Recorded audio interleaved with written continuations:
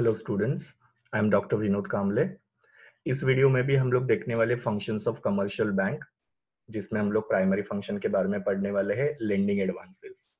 Last video में हम लोग ने देखा था कि एक्सेप्टिंग डिपॉजिट क्या होता है, मतलब जहाँ पे अलग अलग रूप में बैंक क्या करती है, लोगों से पैसा एक्सेप्ट करती है, और इसी एक्सेप्ट किए हुए पैसे को बैंक क्या करती है, लोन के रूप में या एडवांस के रूप में लेंडिंग करती है, लोगों को देती है जिनको रिक्वायरमेंट है।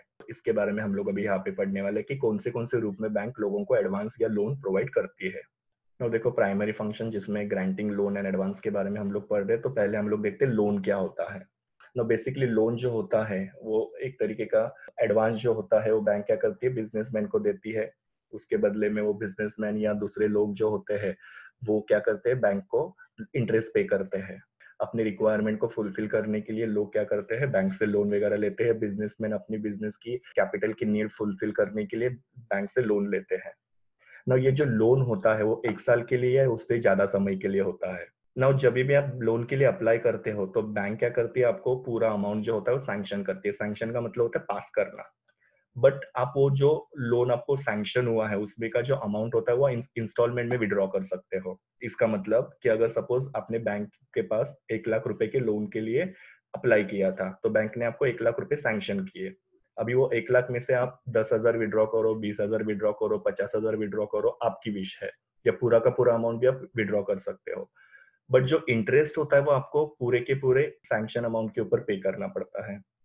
मतलब आपको अगर 1 लाख रुपए का लोन सैंक्शन हुआ था, उसमें से आपने 20,000 रुपए सिर्फ निकाले, तो इसका मतलब ये नहीं कि आपको 20,000 के ऊपर इंटरेस्ट पे करना पड़ेगा, आपको पूरे 1 लाख रुपए के ऊपर इंटरेस्ट पे करना पड़ेगा। So interest is paid on the sanction amount. So commercial bank जो लोन होता है वो बिजनेसमैन को या दूसरे जो लोग होते हैं उनको पे करती है। लोन बेसिकली 1 साल या उससे ज्यादा समय के लिए होता है।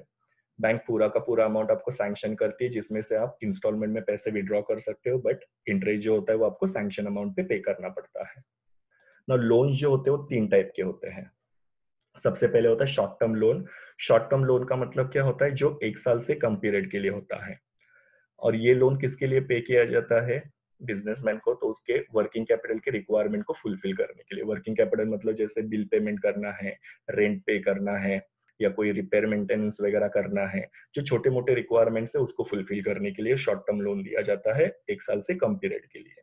मीडियम टर्म लोन जो होता है वो 1 साल से लेके 5 साल के लिए होता है, जिसमें आप आपका working capital as well as fix capital की रिक्वायरमेंट फुलफिल कर सकते हो। ना वर्किंग कैपिटल ऑलरेडी मैंने आपको बताया।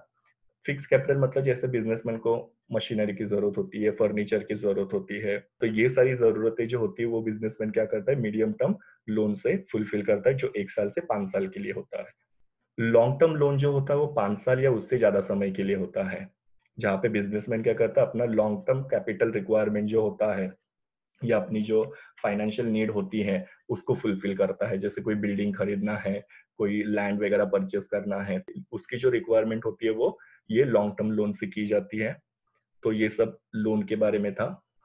दूसरा होता है एडवांसेस। ना एडवांसेस जो होते हो टोटली अपोजिट होता है तुम्हारे लोन के। जैसे लोन जो था वो 1 साल या उससे ज्यादा समय के लिए होता है, तो एडवांसेस जो होते हैं वो 1 साल से कम के लिए होते हैं। मतलब शॉर्ट पीरियड के लिए एडवांसेस दी जाते हैं।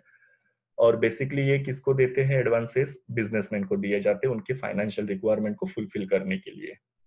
मतलब कोई भी छोटे मोटे बिजनेस के जो खर्चे होते हैं या फाइनेंशियल नीड होती है वो पूरी करने के लिए एडवांसेस दिए जाते हैं। एडवांसेस भी 3 टाइप के होते हैं, कैश क्रेडिट, ओवरड्राफ्ट और डिस्काउंटिंग बिल्स ऑफ एक्सचेंज। ऐसे ये 3 टाइप में डिवाइड किए रहते हैं, तो एक एक को अभी हम लोग डिटेल में पढ़ते हैं। पहला है कैश क्रेडिट, इसको ही सीसी अकाउंट भी बोलते हैं। नो कैश क्रेडिट जो होता है वो करंट अकाउंट होल्डर को दिया जाता है, जहाँ पे आपकी जो शॉर्ट टर्म पैसे की रिक्वायरमेंट होती है वो फुलफिल की जाती है। शॉर्ट टर्म मतलब जैसे मैंने आपको बोला कि 1 साल से कम पीरियड का जो भी आपकी फाइनेंशियल रिक्वायरमेंट है या वर्किंग कैपिटल की रिक्वायरमेंट है उसको आप फुलफिल कर सकते हो। यहाँ पे रेट ऑफ इंटरेस्ट थोड़ा ज्यादा होता है और एक सेपरेट अकाउंट खोला जाता है। मतलब सीसी में आपको जो कैश क्रेडिट मिलता है उसका अमाउंट आपके क्रेडिट करंट अकाउंट में नहीं आता है, उसके लिए आपको अलग से अकाउंट खोलना पड़ता है। वो अकाउंट के अंदर आपके कैश क्रेडिट के पैसे आते हैं। सो कैश क्रेडिट जो होता है वो करंट अकाउंट होल्डर को दिया जाता है। वर्किंग कैपिटल जो शॉर्ट टर्म की रिक्वायरमेंट होती है वो फुलफिल करने के लिए इस पे ऊपर बहुत ज्यादा रेट ऑफ इंटरेस्ट होता है, अलग से अकाउंट खोलना पड़ता है इसमें आपको।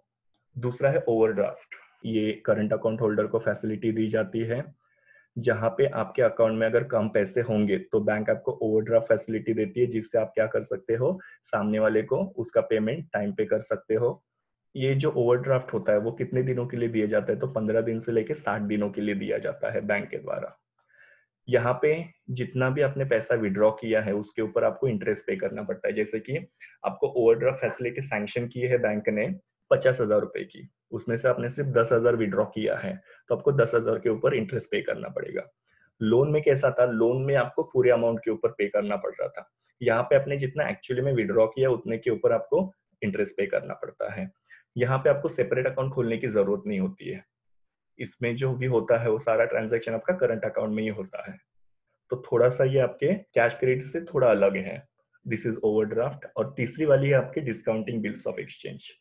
ना बिल्स ऑफ एक्सचेंज के बारे में आपको पता है कि जब भी हम लोग किसी से उधारी में गुड्स परचेस करते हैं तो जो सेलर होता है वो क्या करता है, बायर के ऊपर बिल ड्रॉ करता है, जिसके अंदर क्या लिखा रहता है सेलर ने कि ये बंदे को मैंने इतने गुड्स परचेस किए हुए हैं और ये बंदा मुझे इतना पैसा पे करेगा।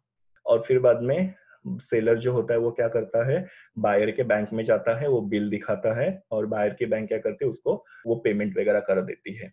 पर यहाँ पे कभी कभी क्या होता है कि सपोज सेलर के पास बिल्स ऑफ एक्सचेंज है, जिसको अगर सपोज 3 महीने के बाद में पेमेंट मिलने वाला है, पर कभी कभी क्या होता है कि उसको पहले ही पैसे की जरूरत पड़ जाती है, तो वो बैंक के पास जाके क्या कर सकता है, वो जो बिल्स ऑफ एक्सचेंज है उसको कैश करवा सकता है, उससे अपना पैसा ले सकता है। बट बैंक उसको क्या कर रही है, समय से पहले ही पैसे दे रही है, मेच्योरिटी से पहले ही पैसे दे रही है, तो बैंक कुछ चार्जेस डिडक्ट करती है और उसके लिए उसको बोलते हैं डिस्काउंटिंग बिल्स ऑफ एक्सचेंज। तो डिस्काउंटिंग बिल्स ऑफ एक्सचेंज जो होता है वो भी एक तरीके का क्या होता है, आपके लिए एक एडवांस पे करती है बैंक।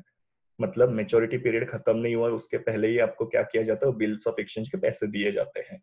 तो वो भी आपके एडवांस के एक टाइप होता है, पर वहां पे बैंक क्या कर रही है, कुछ चार्जेस डिडक्ट कर रही है बिकॉज आप समय से पहले पैसे ले रहे हो, तो इसके लिए इसको डिस्काउंटिंग बिल्स ऑफ एक्सचेंज बोला जाता है। That was all about granting loans and advances, primary function of the bank. Thank you, students. Please do like, share, comment, and subscribe to my YouTube channel, and also recommend my channel to your friends.